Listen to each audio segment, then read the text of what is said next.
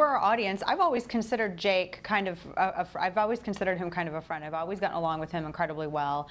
And so yesterday on your program, I was discussing how the media will likely not cover this and definitely not cover it to the extent that they have covered all of the bad stuff. They won't talk about defensive gun uses.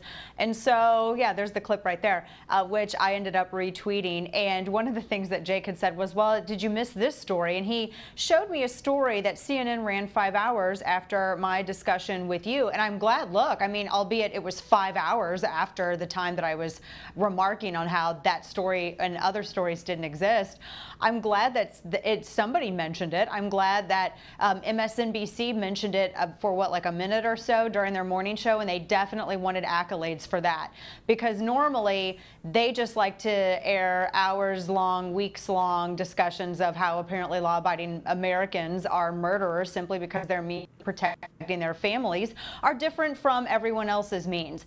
And so I disagree with Jake on that, and I definitely disagree with some of CNN's other coverage, because I don't know if Jake, I don't recall Jake mentioning it on his show yesterday.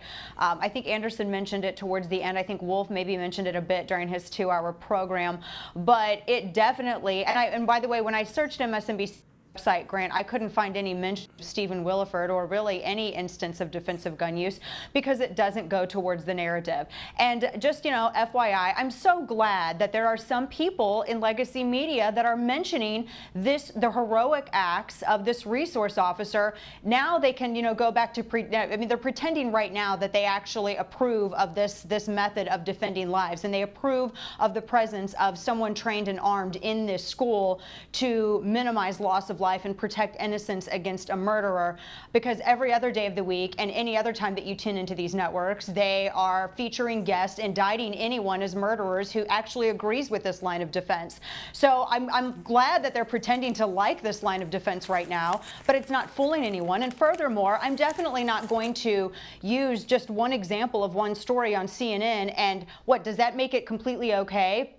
That does it erase the slate for CNN, who had a sharp storm of a town hall, and they exploited grief, and they allowed for weeks character assassinations of law-abiding Americans and indictments of their character, impugnations of their character as people who love guns over the lives of children, them to be called child murderers, them to be said to own Congress, all of these other accusations that they allowed to stand on their network unchallenged. So there have been weeks and weeks of this.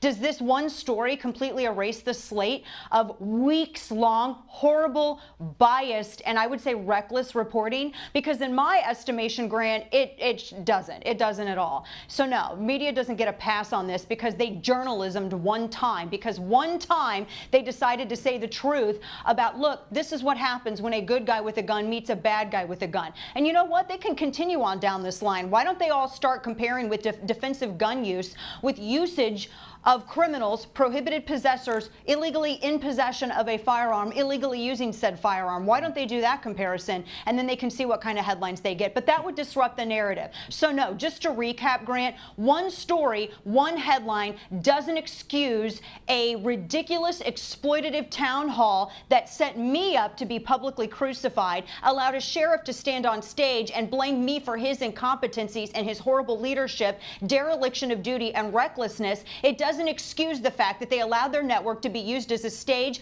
to impugn the characters of millions of law-abiding Americans as murderers and people who like their guns over the lives of children. One story, one mere mention in hours of coverage doesn't change that.